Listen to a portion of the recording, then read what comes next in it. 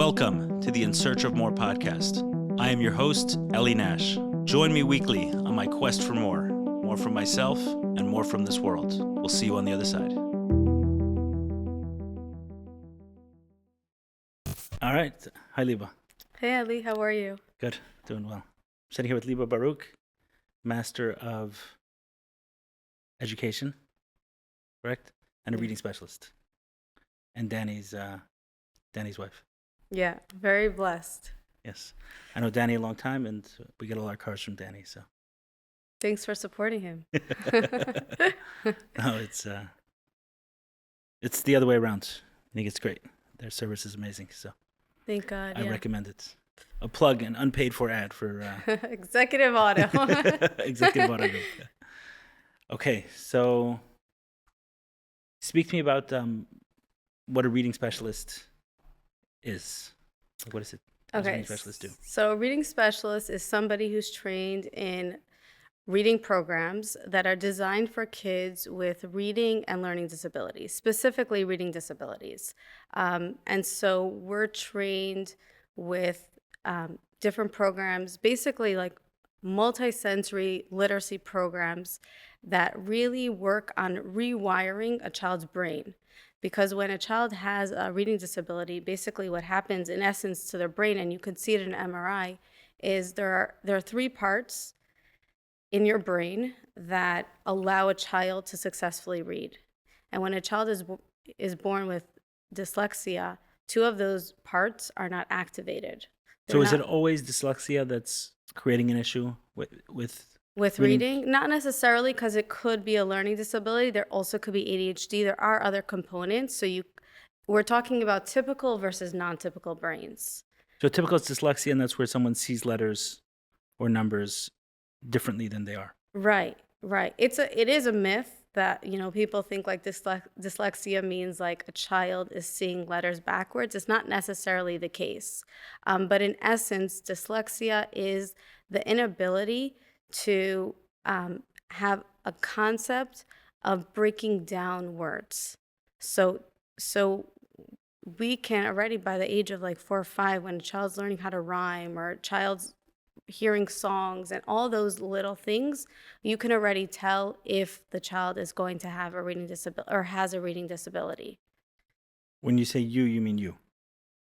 Saying you can already tell, not me, I can't tell, but you're saying you can tell. Right, educators. Right, so what is it that you see? We see that a child has difficulty with rhyming. We see that a child has difficulty repeating a song. They're not remembering words? Yeah, they're having difficulty with the words. They're having difficulty with the pronunciation of the words. So already at that age, we can say, you know what, this child, there are some red flags. We might want to get some remediation for them. So words specifically don't register for this child in the same way? Correct. As opposed to images, which may? Right. Yeah. So, okay, you were talking about the brain and the three parts of the brain that go into that. And yeah. So talk more to that. Okay, so trying to think. Okay, so we have the frontal part of our brain, which works on, just trying to remember. You don't have to put it on your spot. Okay. Yeah.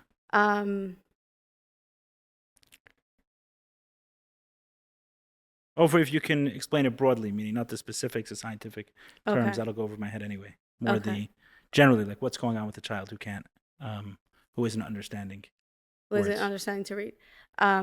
So there's this intervention. There's multisensory intervention with phonological and phonemic awareness that teaches a child, basically gets those parts of the brain that are not firing to fire. And through this early intervention, we can get a child to read and to be able to thrive in life. So what does that look like practically? Meaning when a child comes to you, what are you doing to get that part of the brain activated? Activated, yeah. Yeah, so we start with something called phonological awareness, which is the ability to manipulate sounds.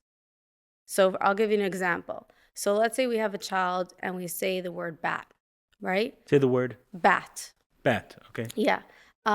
Most typical brains can, if I say to them, okay, now switch the first sound for a k, they'll be able to say the word is cat. Or if I say take away the k, what's left in the word, they'll be able to say at. Right. Children with non-typical brains, specifically dyslexia, they can't manipulate those sounds. So when they come to me, we give them explicit instruction with these phonological skills. All right, here we go. It's an ad, but it's not an ad because I was paid. It's an ad as an expression of love and appreciation for someone who did a lot for me and this podcast specifically. I'm talking about Ryan Carter from Scarlet Row. Many of you may know Ryan because he was a familiar face in the early days of the podcast, but much more than being a familiar face, he was kind of the juice behind the podcast from the very first day I had the idea. He's the one who pushed it from not just online webinars, but for consistent content, then going from audio to video. Everything you see here was his concept, his idea, and his execution. In addition to this podcast, Ryan has done a ton of work for me and my companies, from creative design, photography, brand strategy, brand development, creating video content, creating presentations, photography, and much, much more. So you name it, in that space, you want to create content, he's your guy. Even if your idea is just an idea and you don't have it all worked out, bring it to Ryan. He'll help turn that idea into something you can be proud of. Reach out to Ryan at scarletroad.com. Once they get this foundation, which typical children just learn, right? They're in preschool. If they go to a quality preschool, they're learning these skills. They're picking up on these skills.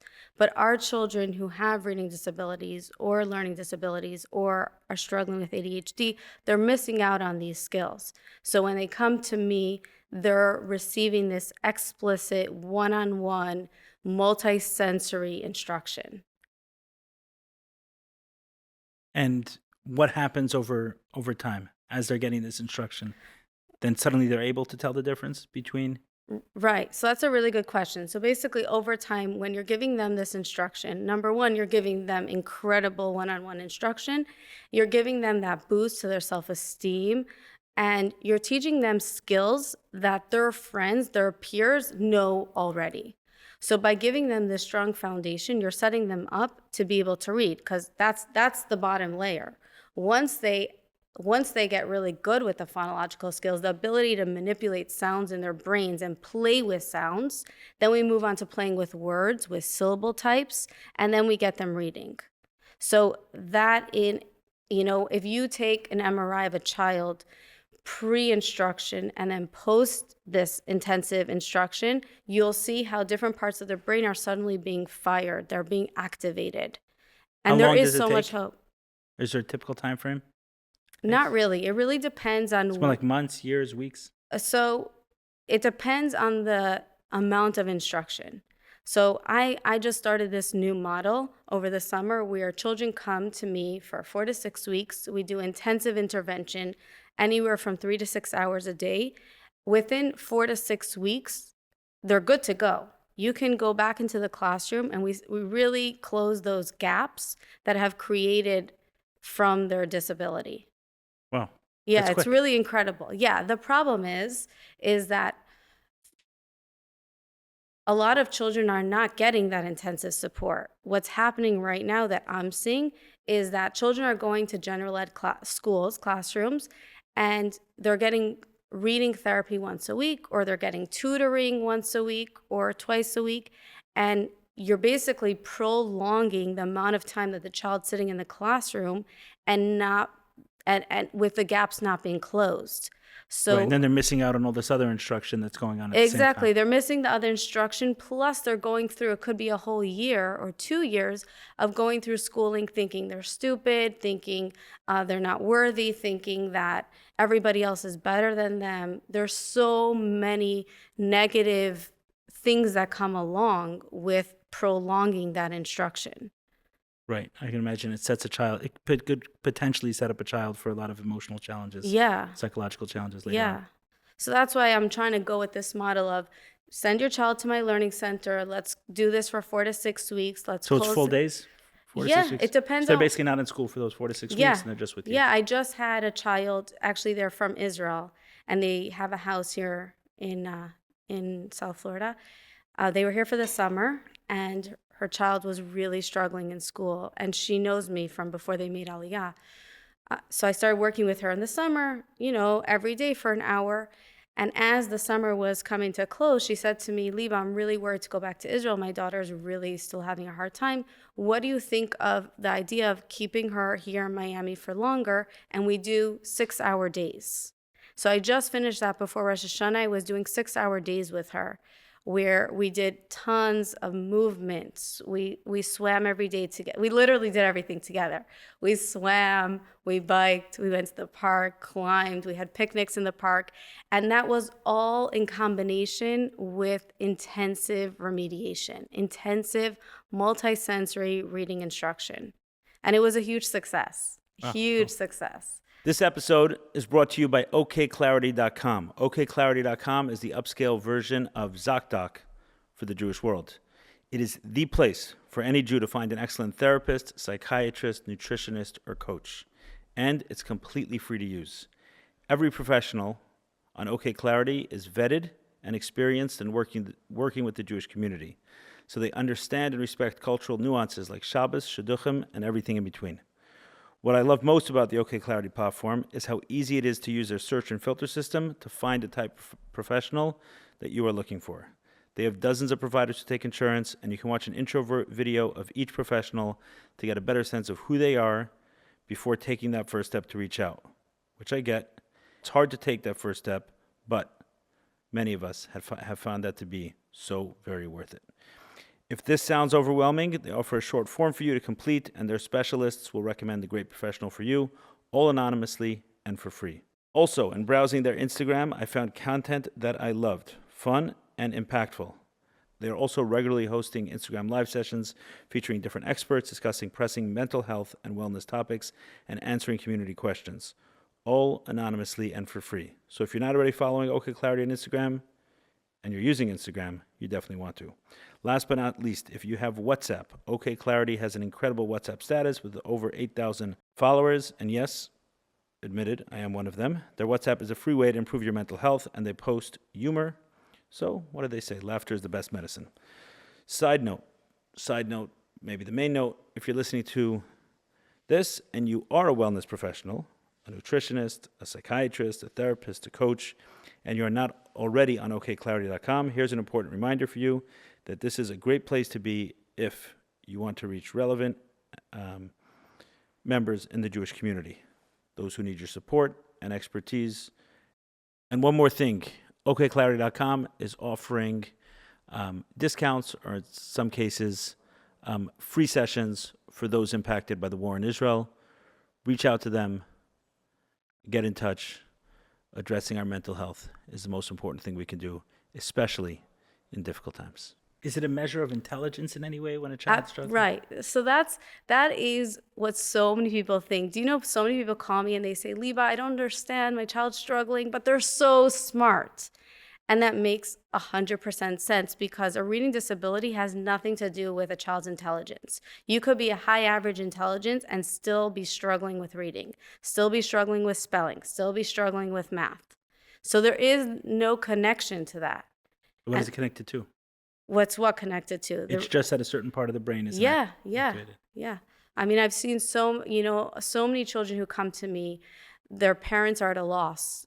They don't know what's wrong with their child, so they go to a psychologist for a full psych ed eval. And I've seen so many of these reports where the child has high average IQ, but yet they're a grade or two behind in reading or math, and so much, because it's not about intelligence. And that is something so many people think. We think that as kids. Right. We think if we're struggling with something, that must mean I'm stupid. Right. We don't think that, but we're told that. I thought that. Right, because someone communicated it to us. It's not necessarily a natural thought. Right, I don't know. I just remember growing up thinking I was stupid. I'm still traumatized. Right, but I'm saying my belief is that it wasn't a thought that you came to as a child. It was someone projected that thought onto you. Right, that's right. It's possible. Yeah. Right. I think so. I think like my middle child is very fast. Like when she runs, she's very fast. Like hard for me and my wife to catch up. Honestly, just naturally gifted, right? And I see that her other siblings don't we've never suggested it, and they've never suggested it, that it's any reflection of them, that they're not, like, she may be very gifted athletically. I mean, she's young, but it definitely seems that way. And I think with just one or two comments from me or my wife, we can give one of her siblings a complex over that, over Right. them. Meaning, I'm trying to think of analogy. I know someone who has two brothers very close in age. One is incredibly, incredibly smart and kind of geeky, nerdy smart, right? So, the kind of kid at 10 years old that's, I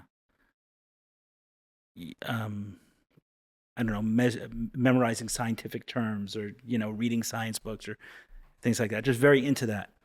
And his brother's also very intelligent, but that's if you compare him to the masses, not if you compare him To the to brother. what? Not if you Not compare if you it to compare him the to to this, the older this brother. And Right. he's viewed as, and I think he sees himself that way as well. Like, now he's a teenager, in that same way. Like, he's not smart, but he's probably much smarter Right. than most people. It's just, he got this comparison. That's why I gave the analogy of my daughter, right? Like, she's incredibly fast, so it seems to me, and people around her who may be above average speed, Right. could just get that complex if an adult says it in some Right. says I it in some guess way. so. It's really tricky. Like I see with one of my children, she's only 8, and she's already saying things negative about herself. And I'm like, So, where right, did someone introduced the idea, right? right. It's so hard. So Right. hard, especially with siblings, Right. like you see how your sister or brother is, and suddenly like your younger kids could already be comparing, think they're not fast because your older one is faster Right. or I'm thinking something maybe I like should cut that. out this part of the podcast so one of the other ones don't hear it and think so. Right. Right. Right. The reason I was commenting is because my oldest son once said, it's not fair, she's so fast, like you said about my sister, and he didn't say it with any like anything negative about himself. It was just like an observation, like Right. it's raining or it's sunny outside. It was just Right. like a observation, and I was like looking back and thinking, that's why I thought of it as an example, is how easily that can be influenced into him feeling something negative about For himself. sure.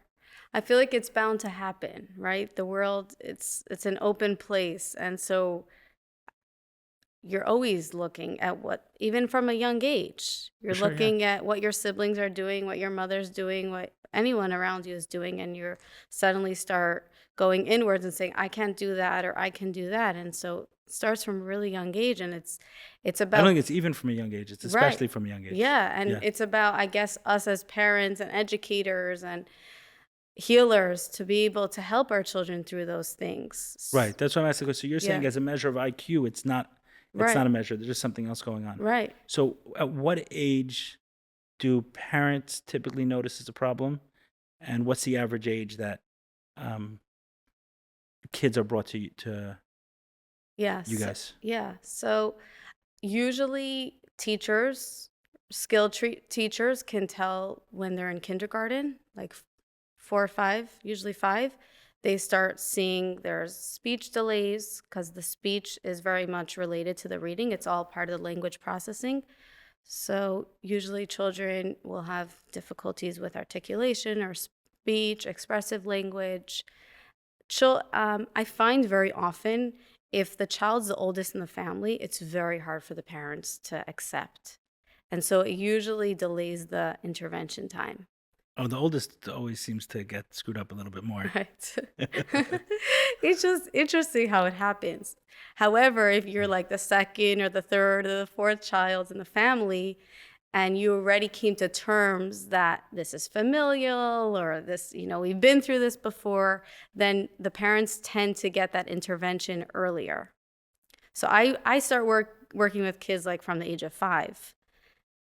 Right. It's interesting because it's definitely a beneficial thing for parents to see their children as particularly cute or particularly adorable, right? It's useful. It's useful for them to Right. want to spend a lot of time with kids who need a lot of attention. But on the other hand, that can turn into like a little denial around what the child actually needs. Yeah.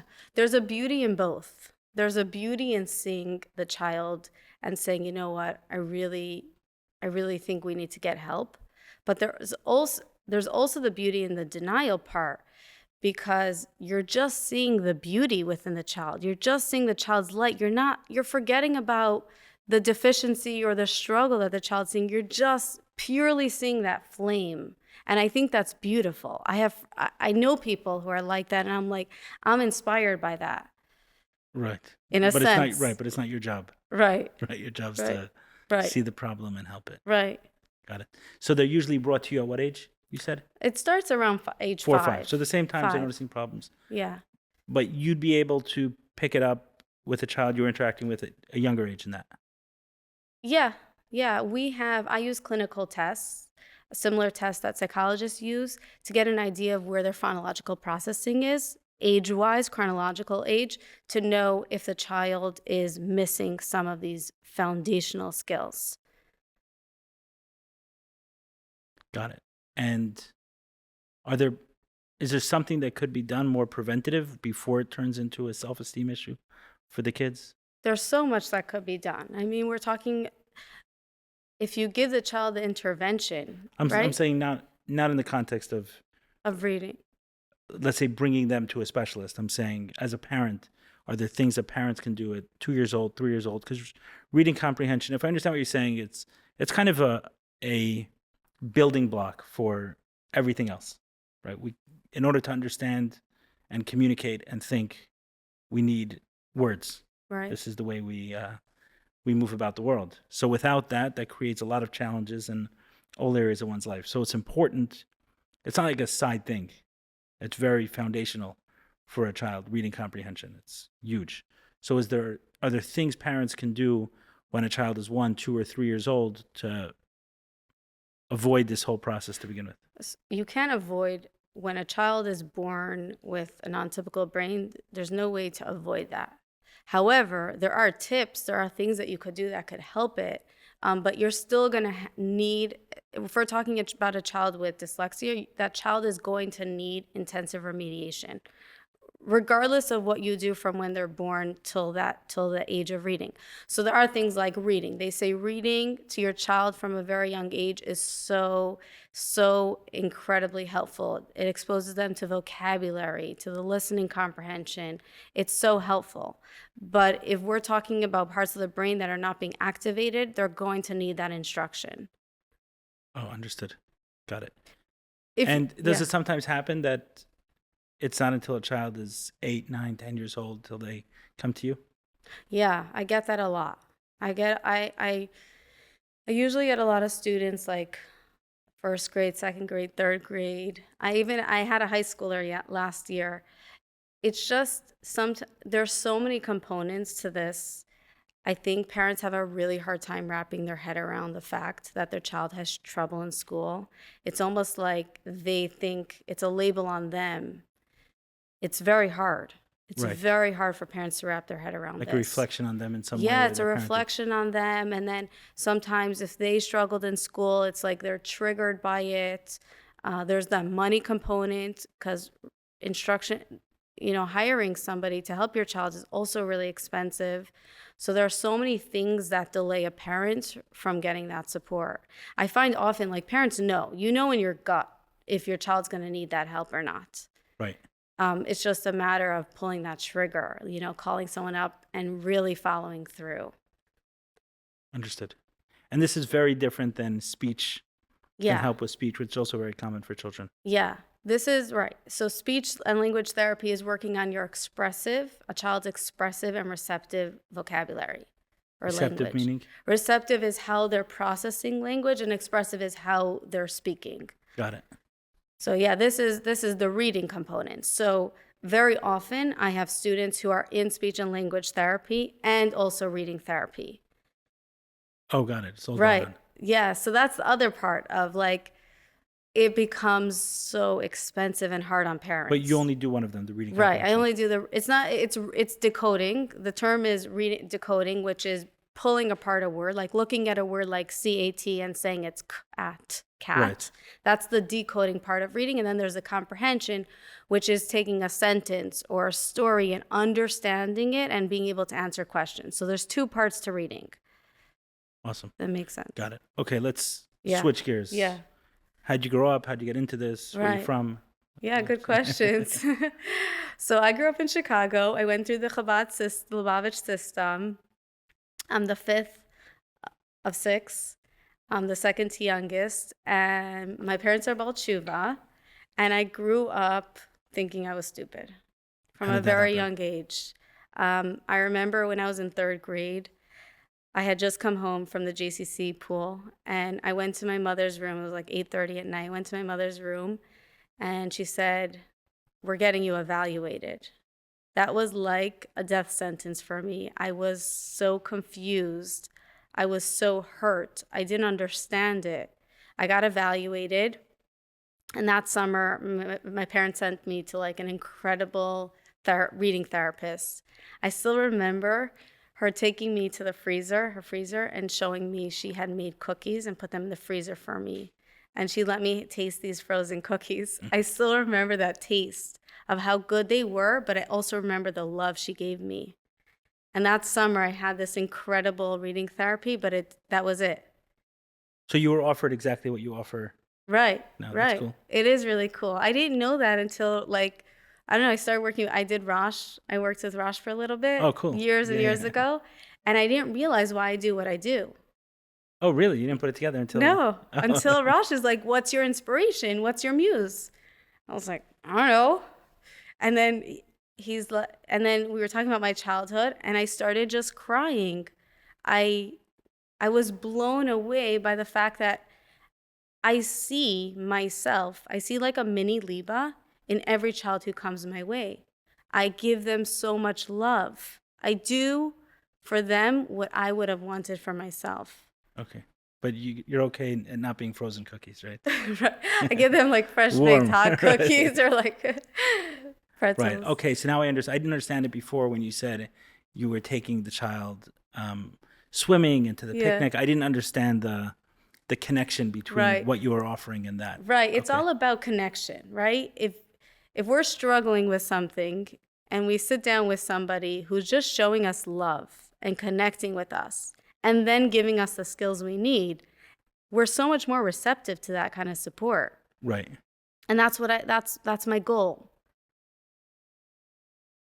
Makes a lot of sense. Tell me, you went straight from that experience in childhood Right. in third grade to Rosh. So Right. say a little more. Okay, so I went through my schooling years. I learned how to compensate for my weaknesses. I was like getting 70s and 80s on my tests. As I was near, like So let's yeah, dive a yeah. little bit more into the challenges before, meaning the reading comprehension. If you can take yourself into some of the emotions and memories maybe around those experiences, I think it'll be helpful for parents with children just to kind of maybe understand something or see something they're not currently seeing.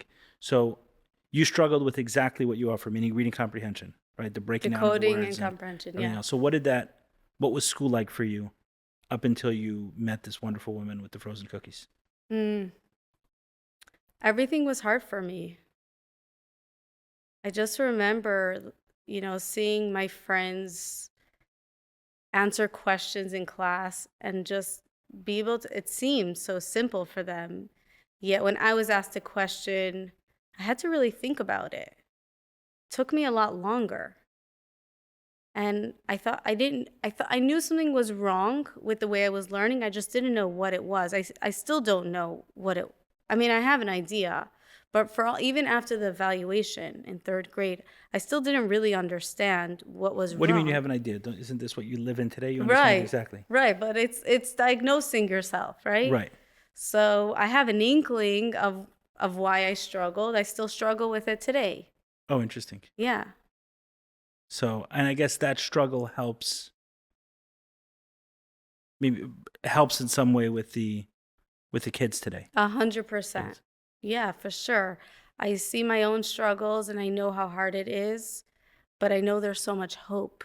So what does the struggle feel like today? And when someone is going through a regular program of decoding, Yeah. it's only helping them. It's not bringing them to the exact same level as others. Is that what you're saying? No, it can. It can. My diagnosis for myself is like some kind of language processing disorder where, like, I could be talking with people and sometimes I have difficulty processing the language. So that's different than like decoding, actual decoding skills, because I could read really well. Right. Um, Got you. it's more of like comprehension support. But back then, before the remedial therapy, you struggled with reading as well. I struggled with reading comprehension. So the decoding part is breaking apart the words, being able to just read. Just reading sentences, that's the And decoding. understanding what it says. Sorry? Reading it and understanding it. Exactly. So the understanding part was always hard for me. So I used to sit in classes and the teacher would give, a frontal lesson and then be like, okay, now answer the 5 questions on your sheet. And that was really hard for me because it's about processing what the teacher just said and then going and applying what the teacher said to the questions being asked. Got it. And what you're describing is that same challenge where a certain part of the brain is not activated. So it's different because I didn't suffer I don't have dyslexia. Oh, understood. Okay, so it's more maybe of a different kind of learning disability. That's what you were dealing with. Yeah. Got it. Versus a reading disability. But most of the people who come to you could have both. Yeah. But kind of the emotional feeling will be the same. Exactly. Right. Just one of frustration and feeling not worthy, feeling stupid, feeling like everyone's better than you, feeling like you can't do anything. Got it. So when your mother said to you, Liba, we're going for an evaluation, the way you described it was something that was kind of like the worst day of your life come true. Why? Why? Because I didn't understand. It felt like I was being put in this box. Felt confusing. Felt dark. Until you went. Till I went.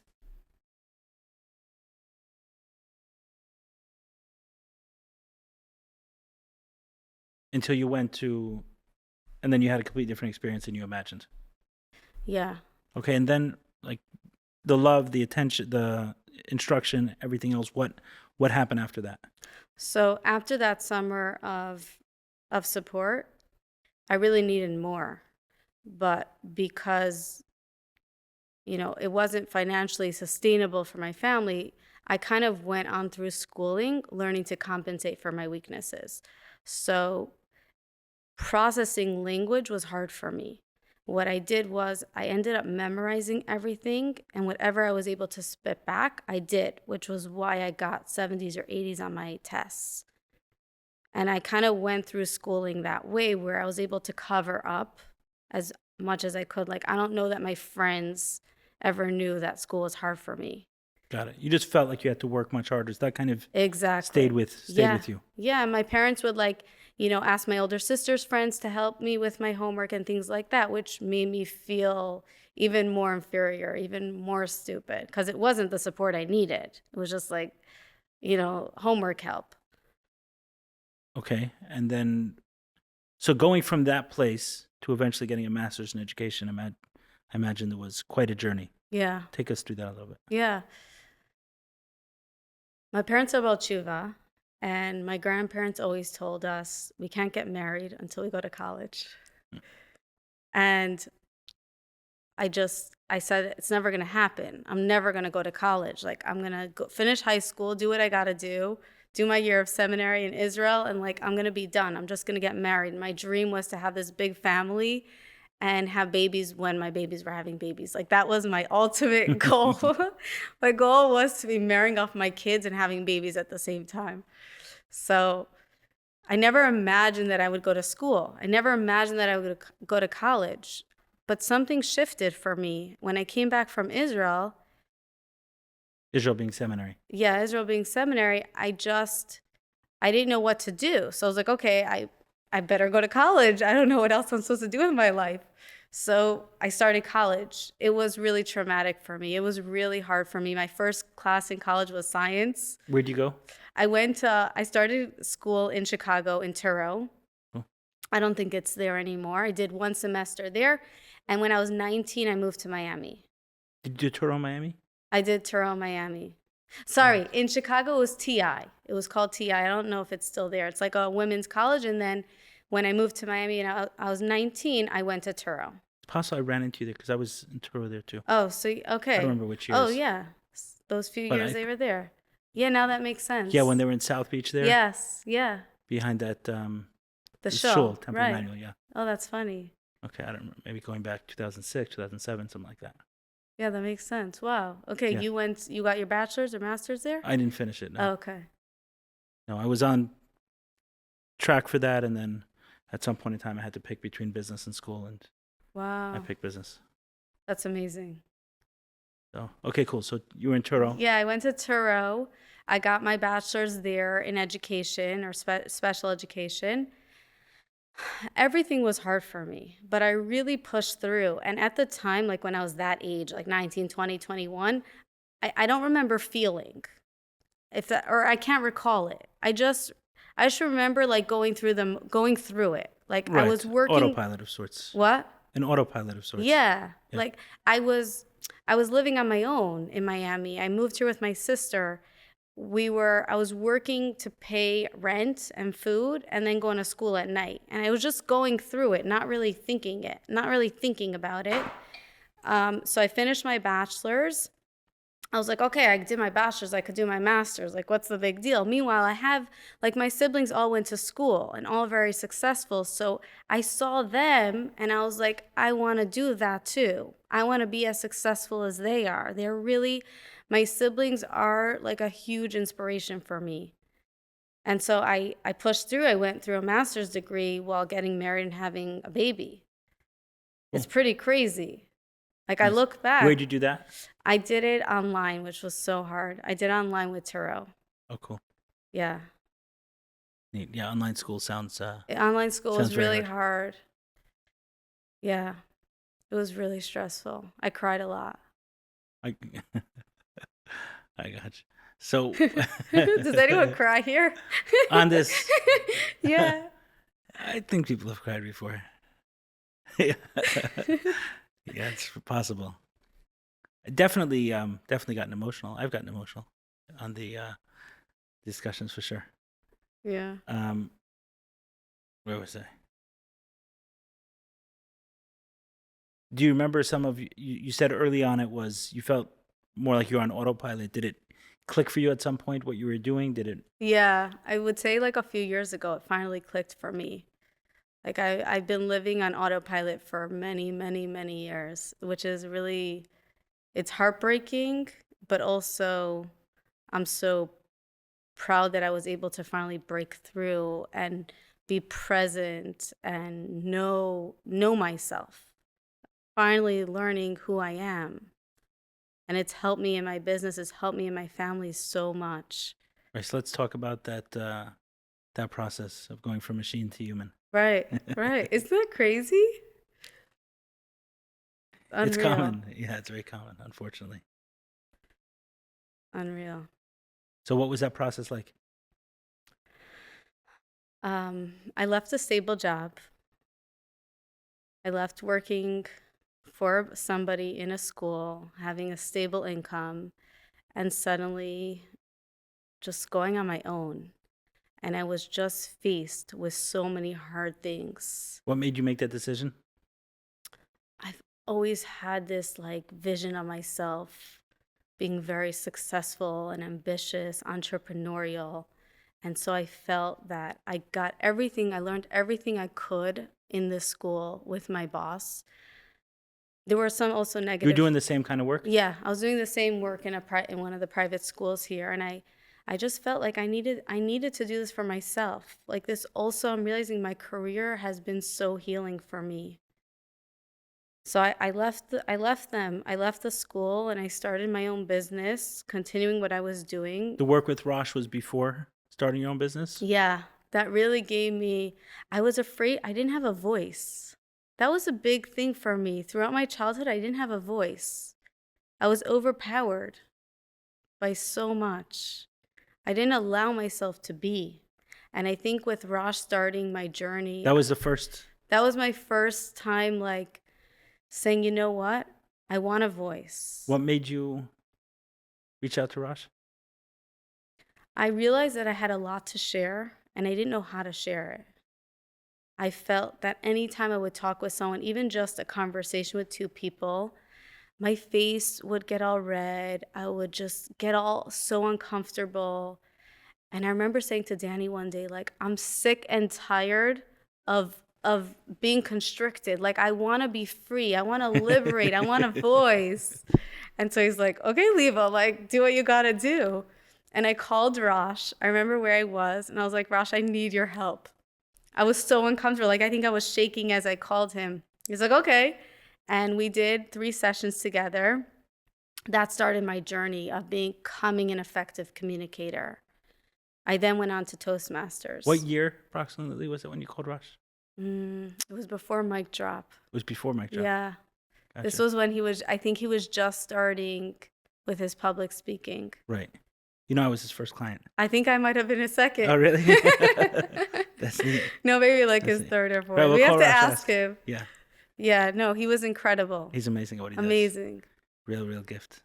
Yeah, it was amazing. I met in his backyard. Awesome. Yeah. Right there on Byron Avenue. Yeah.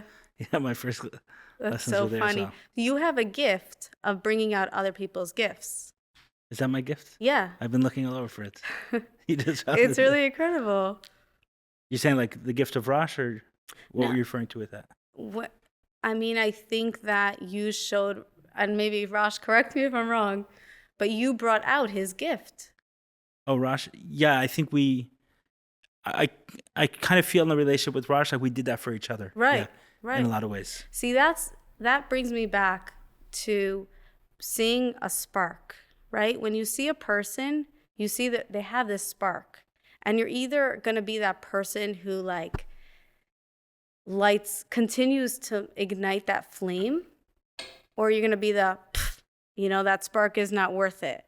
And so I feel like that's our journey here, right? To see the beautiful sparks and the lights within every person and be able to make it wow. Right. And I feel like you do that. Thank you. I appreciate it. That's one of the best compliments I ever got. Really? I think so. That's incredible. Yeah, we should get Rosh here because Right. I feel like he's been spoken about so much on this podcast with many people. I mean, Ida Schottenstein was here. We spoke about it with her. Many others. His name's come up. I've mentioned him many times. And early on in when I first launched a podcast, Rosh was giving me regular feedback about, hey, Eli, I think you should do this. I watched that. You should consider doing that. He's a coach. He really is amazing. He's excellent at what he does. And, at some point in time, we should probably have him on the couch. Maybe make him cry. Yeah. I'm sure there's tears. No, I'm joking. That's awesome. So that was your first kind of almost introduction into almost being human. Yeah. Yeah. Yeah, it's pretty crazy. Wild. Right, it's wild. What an interesting way to start. I know. It's really crazy. I think it's about I think it's about surrounding yourself with people you aspire to be or you respect, because they're going to help you, not necessarily explicitly, but they're going to help guide you to becoming a better you. And you're referring to who with this? I think my sister was very influential in my life. Which one specifically? Zisa. Got it, yeah. She's a year and a half older than me. I was always overshadowed by her all my life. But then as we got older, I saw the light in her and she saw the light in me. And so she's really helped me over the years. Got you. So at a certain point in time, it was somewhat contentious, and then you were Right, able to... Right. We used to pull each other's hair. Legit. I interacted with her at some point through some of her communal or nonprofit work or something. Yeah. She did incredible work. Yeah, very accomplished. Yeah. There's a speech by Y.Y. Jacobson, which made an incredible impact on me. It was called... It's on yeshiva.net, his platform. I think it's, I can only see my brother's face when I see my own. And basically talking about, he used the biblical story of Yaakov and Esav and kind of their struggle, so to speak, almost as a way for someone to find their own identity. And I guess it happens with siblings where we identify in some way in relation to our sibling or to our siblings, right? That's who's immediately around us. Am I taller? Am I shorter? Am I smarter? Am I stupider? Am I more, Right. Am I getting the bigger piece or the smaller piece? Like it's in relation to that. And sometimes we can create an identity crisis for ourselves of sorts. So true. And then kind of that journey. So it's neat. I'll plug it, and maybe we'll even put a link to it if the guys who edit this video and post it actually listen to it. It's an awesome talk. I'll share it with you afterwards. Awesome. I can only see my brother's face when I see my own, and about YY Jacobson talking about it. Really special. When you described the relationship with your sister, it reminded me of that talk. I think that there's much more to be said about the relationship with siblings than is said, meaning through the healing process, there's a lot that we'll hear about parents, mothers and fathers and ancestors and our family trees, but not always so much about siblings and the impact they have, and sometimes the order of the family where we are in. And it's a lot of our experiences. I see with my kids. I have 3 kids, and their experiences are it's almost like it's possible that siblings have a larger impact on each other than the parents have in some way. The experience, the day-to-day of the experience of my kids has to be very connected to their siblings. I mean, so close in age, they spend so much time together. If one is nice and loving and, enjoys the other's company, that's one experience. If it's very combative and hair pulling, that's another experience. Yeah. So true. Yeah, a lot to be said on that. Yeah. Should have a podcast on sibling stuff. Anyway. Yeah. So, okay, you're talking about seeing the spark in others and your sister Zisa kind of being a particular inspiration for you. Yeah. Okay, and continue through that process if you could break it down as much as possible, because people listening in, I think it helps understanding where someone is in the journey.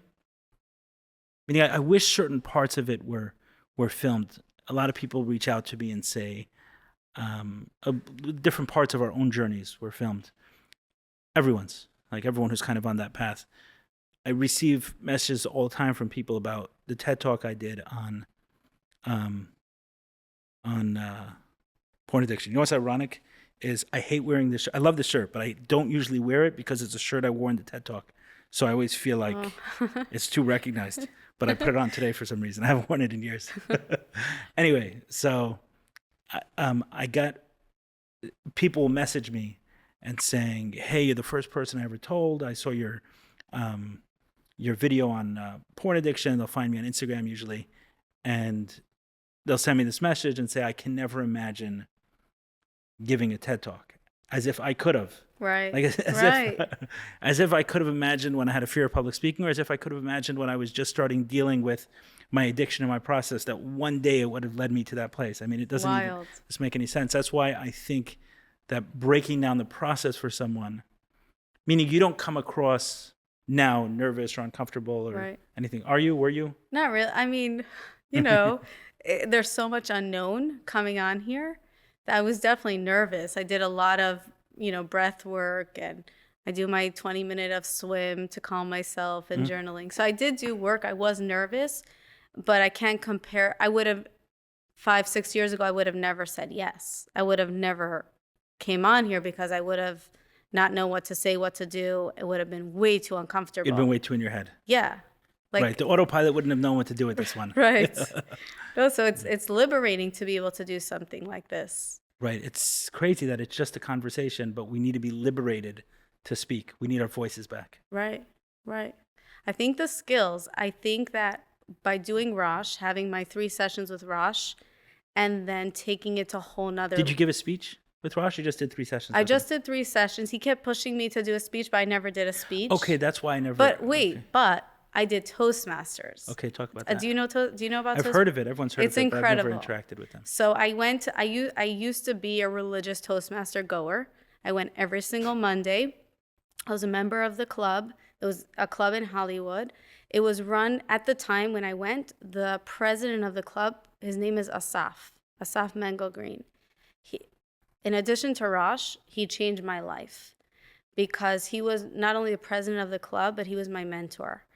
And he guided me throughout the whole year and a half of being a Toastmasters. What happens at Toastmasters is that you learn to become an effective communicator. You can, go up on stage and speak for 3 minutes, and then you're evaluated by a crowd of professionals. I also gave formal speeches where I had to prepare a speech, get up on stage in front of 20 professionals, and just talk. You don't have notes in front of you. You're standing up there like this little chicken, and everybody is evaluating you. And after your speech, there's an evaluator. So it's literally like you're putting your kishkas on stage for everybody to like tear apart. But it didn't feel like that at the time. It felt very supportive, very loving. And that's where I think that Toastmasters really took everything I learned from Rosh to a whole nother level.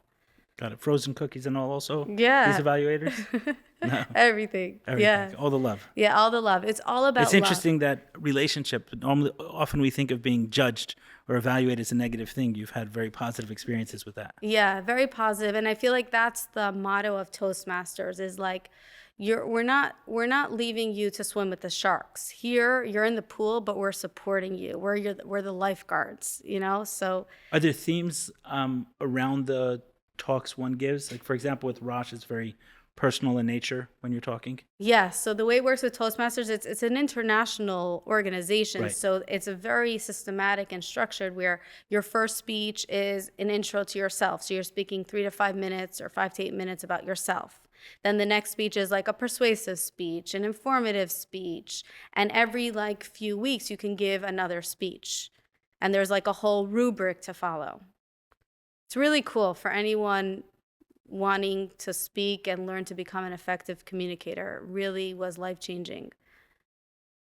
Really, really neat. And you did that for a year. I did it for like a good year and a half, and then COVID hit and I stopped going. This was right after Rosh. Yeah. Instead of giving a speech, you went to Toastmasters and you kind of that for a year. Yeah. Why?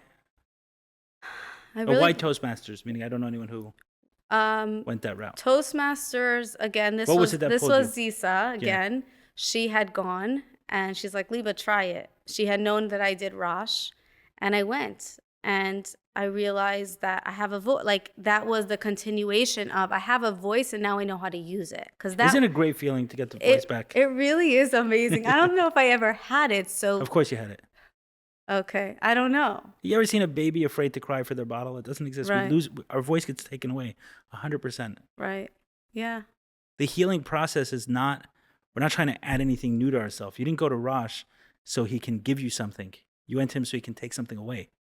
He removed some block that was shoved on you by society and said, you don't deserve to talk for whatever reason. He didn't give you your voice. He gave you your voice back. Right. Right. Yeah, it's pretty unreal what you could accomplish if you're not afraid. Like that was a big motto in my head of I can do hard things and it's only going to help me. 100%. It's only going to help us. So we have to keep pushing. That's the hard part is the pushing. It's saying yes when your belly is saying no. Literally. A friend of mine says, fear, like if there's a door that has a word on it, fear, to him it means enter. Wow. Like that's how it is. It's calling your attention in that way, not with aggressiveness. Right.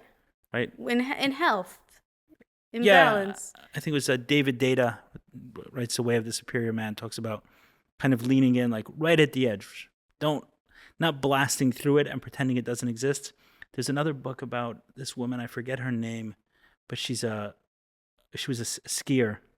She spoke all about fear, and she did crazy things like skiing off of cliffs, and I forget exactly what her something with a K was her name. I don't remember exactly, but she wrote a book about fear. And what she was explaining in the book is that a lot of people saw her life and doing these very competitive things with skiing as someone who was living without fear, when really she was driven by fear completely. It was kind of pushing past it in such aggressive ways that was her way of hiding from the fear versus actually working with it. Like I'm uncomfortable up to this point, Yeah. and I'm gonna push just slightly past that. That's what David Data talks about. Just kind of like Pushing that, slowly. like right at the edge, like living right at the edge, not blowing past it like it doesn't exist. Right. Not, oh, I'm afraid of public speaking. Just let me stand up in front of a room and yell at the top of my lungs so I can get over my fear. Right. No, do that 3-minute talk. Yeah. Right. Do that 3-minute talk around a safe audience, Right. where that's kind of like living at the edge of it, meaning you're safe. Everyone in this room is doing the same thing as you are. You're all submitting yourself to the same process, all uncomfortable in different ways or want to learn a skill. There's some reason everyone is there, but the feeling of fear is still there. Versus, it's kind of that concept with fear. So but true. Fear meaning enter. That's how we grow. If not for the fear and the hard things, I feel like we become stuck.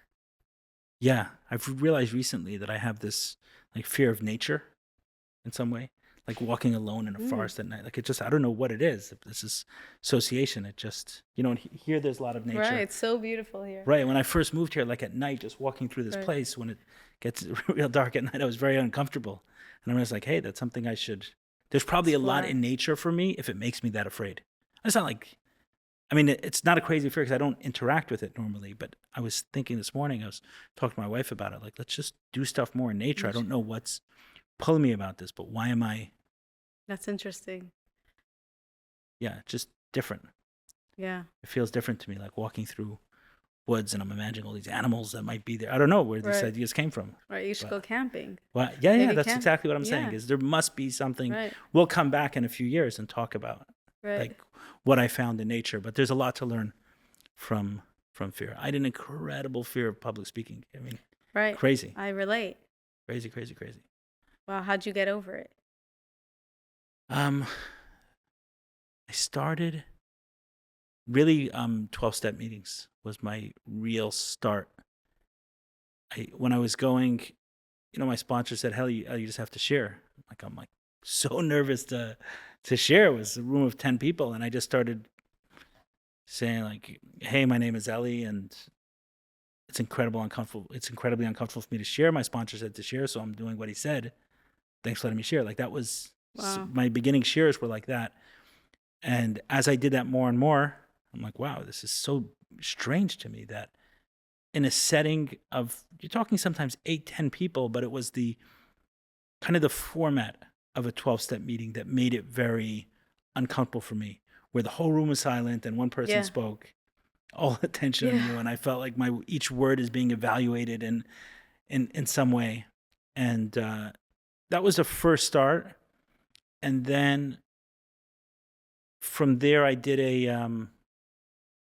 the documentary with JCW, and I was filmed for that documentary. It's called 7 Orthodox Survivors of Abuse. That was kind of the first time I put myself on camera, and I was interviewed for the camera, which is a conversation, but I still felt some of those nerves. And it wasn't really until, and then as that was happening, I was just more and more aware of this fear. It was so present for me, kept coming up, and I said, I have to get over it. And at some point in time, Yocheved Saito from Lamplighters said, I was supporting the school. She said, I'd love for you to speak at the a school dinner. And she gave me very, very late notice the first time she asked me, I think the day of. And I said no, but afterwards was playing in my head, I should have said yes. I should have taken that opportunity. There were a couple hundred people in the room. So many months later, she said, this time I'm going to invite you in advance. Mm-hmm. And so I said yes this time. I was so nervous. I mean, I drank before, had these crazy twitches. I'll see if I can find a video on YouTube, and maybe Tyler will be nice enough to intersperse it in here. I don't know if my nerves come through as much as it was, but I had these tics where I kept rubbing my forehead with my thumb, and my right leg would involuntarily twitch upwards during the speech.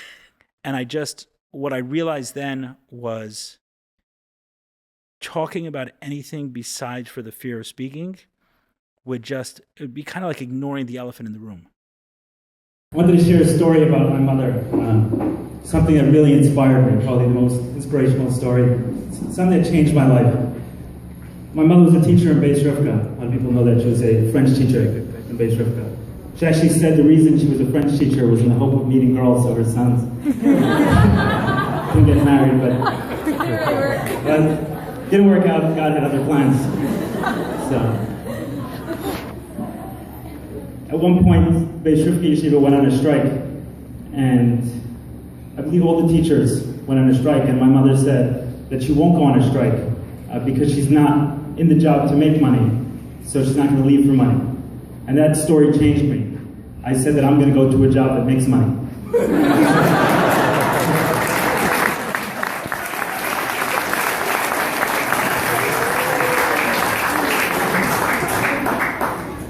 So if I'm talking about the school and why I want to support it and how amazing I think the teachers are or whatever I may have thought to say, and I was all nervous about stuff and not addressing it, it just would have been an awkward speech. So I spoke about the fear a lot, meaning I mixed that in. Wow, you want everyone to know. Yeah, I just put it out there like, hey, I'm nervous Right. about this. I find it makes it much more comfortable instead of someone thinking about the fact that I'm nervous and then it's uncomfortable for them, uncomfortable for me. Like, just put it out there and, hey, I'm doing something that's uncomfortable. And then I connected it to the school, but I read that speech. And after that speech, I connected with Rosh. And he's like, Eli, don't read your next speech. Let's work on this together. And that's when he and I started working together. And it was, I don't know, it felt like a drug just to be able to have my voice, just to be able to be in a place and say, I want to say something. And I didn't have to think about it. And I wanted to, or sometimes something planned. Hey, I'd love to get up and share my story. And eventually I started doing that with JCW. We was traveling, kind of like a traveling show. We went to different cities across America, even a little bit of Canada, and just started sharing stories, people who went through abuse or rabbis and therapists speaking from their perspectives on what they thought about abuse. And that was where I really got a lot of experience speaking. And then one thing led to the next. And here I am speaking a lot. Wow. I don't make money on it, but I'm speaking for a living, basically. It's amazing. So, this episode is brought to you by okclarity.com. okclarity.com is the upscale version of ZocDoc for the Jewish world. It is the place for any Jew to find an excellent therapist, psychiatrist, nutritionist, or coach. And it's completely free to use. Every professional on OK Clarity is vetted and experienced in working with the Jewish community. So they understand and respect cultural nuances like Shabbos, Shidduchim, and everything in between. What I love most about the OK Clarity platform is how easy it is to use their search and filter system to find a type of professional that you are looking for. They have dozens of providers who take insurance, and you can watch an intro video of each professional to get a better sense of who they are before taking that first step to reach out, which I get. It's hard to take that first step, but many of us have found that to be so very worth it. If this sounds overwhelming, they offer a short form for you to complete, and their specialists will recommend the great professional for you, all anonymously and for free. Also, in browsing their Instagram, I found content that I loved, fun and impactful. They are also regularly hosting Instagram live sessions featuring different experts discussing pressing mental health and wellness topics and answering community questions, all anonymously and for free. So if you're not already following OK Clarity on Instagram and you're using Instagram, you definitely want to. Last but not least, if you have WhatsApp, OK Clarity has an incredible WhatsApp status with over 8,000 followers. And yes, admitted, I am one of them. Their WhatsApp is a free way to improve your mental health, and they post humor. So what do they say? Laughter is the best medicine. Side note, maybe the main note, if you're listening to this and you are a wellness professional, a nutritionist, a psychiatrist, a therapist, a coach, and you're not already on okclarity.com, here's an important reminder for you that this is a great place to be if you want to reach relevant members in the Jewish community, those who need your support and expertise. And one more thing, okclarity.com is offering discounts, or in some cases, free sessions for those impacted by the war in Israel. Reach out to them, get in touch. addressing our mental health is the most important thing we can do, especially in difficult times. Now we're in Toastmasters. Yeah. So I did Toastmasters. That's when I'm trying to remember. Yeah.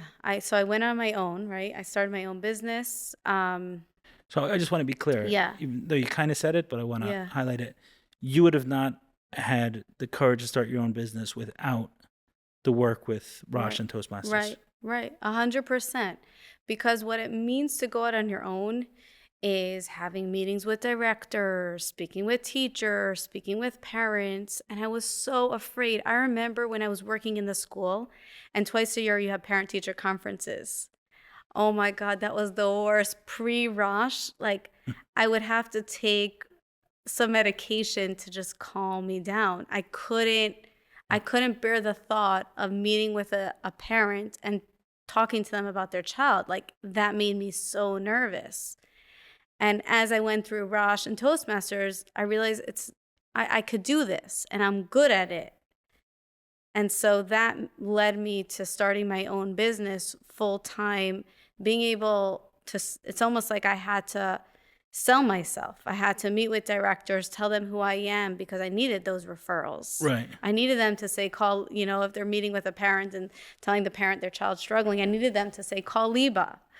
So I had to really put myself out there. And if I hadn't had those skills of being an effective communicator, being able to speak publicly, I would have never been able to do those things. So I would even go further. I would say that I don't think anyone can find their purpose or be living their purpose in life without finding their voice. Right. Meaning there are specifics in your purpose, right, that you needed your voice for, but I don't think that was the only.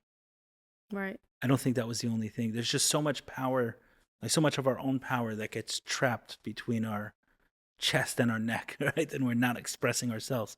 It's almost like there's an emotion that we can't get out. There's an energy stuck in our chest that can't be released through our mouth.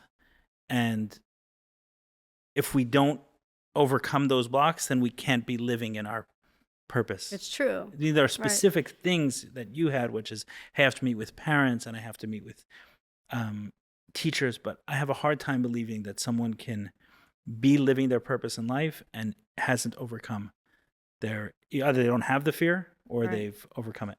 Right. Yeah. It's definitely. I'm open to being challenged on it. No, I agree with you.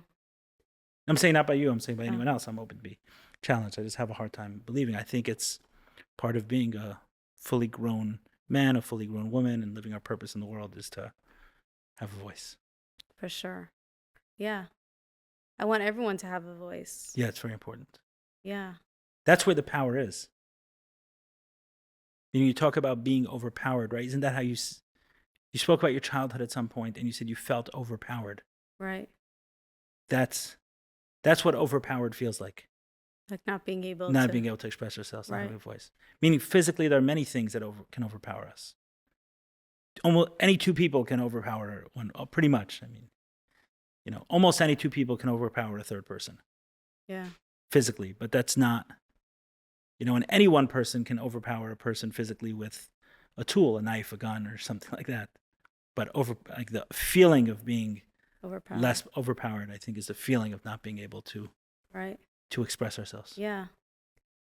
We need our speech. We need our voice to navigate the world. Yes. So that's, I have this private practice for like 4 or 5 years now, full time. I have a tutor who works for me. I have to make a lot of hard decisions, hard conversations, and Toastmasters and Rosh really gave me that boost that I needed to have all these hard conversations. And I think what I see in general, speaking and being with other people, is that when you can have the effective communication, meaning when you know how to say something in the right way, it's received. It's received well. And so basically what I learned is I can get whatever I want if I'm able to communicate it well. I was just dealing with a situation, not going to go into it here, but I was dealing with a really hard situation. And I said, you know what? Like, I don't want any messengers. I don't want anyone going and talking behind my back. Like, I'm just going to go head on and talk with the person who makes the decisions and have this really hard conversation. And I did it. And I was really proud of myself. And I wouldn't have been able to do it if not all my growth and all the work that I put into me. What else did it look like besides for Rosh and Toastmasters? Like you mentioned this morning, doing breath work. Have some of these other things become part of your practice? Yeah, so I exercise every day. I go in the pool for 20 minutes. I set my timer. I put on some music, and I swim laps every morning. It's really amazing. I started doing breath work ever since Yossi asked me to come on. I was like, I'm so nervous. I got to calm myself. What am I going to do? And I've always heard about breath work. I did it once months ago, but not like one-on-one. So I started doing it one-on-one with a breathwork facilitator. And it's been... Do you want to give them a plug here? I'm saying people are always looking for breathwork facilitators. So if there's Right. I had someone two recently, very different experiences. Right. They're all very different. It's so interesting. So interesting. I couldn't believe it because I had gone to someone last week. One of my friends is becoming a breathwork facilitator. And so I did it with her last week, and then I did it with someone else yesterday, and it was such a different experience. Right. I couldn't believe it, but and it was very healing for me. Like, I whispered things into my ear as a little 9-year-old girl. In yesterday's experience. But at the end of the day, what I realized was last week, I felt so connected with the facilitator.